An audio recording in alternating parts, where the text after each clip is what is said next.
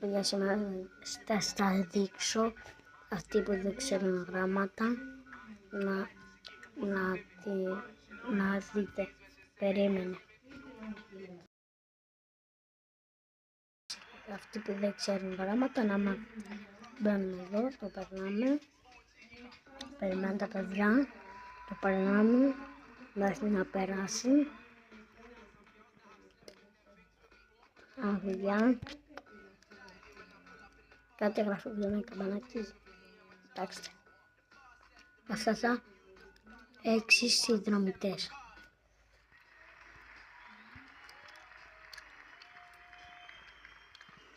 Πέραμε να περάσει και θα σας δείξω πώς να ακούτε τα γράμματά σας. Είναι και μία εφαρμογή άλλη. Θα σας δείξω κάτι. Περιμένετε να περνάει αυτό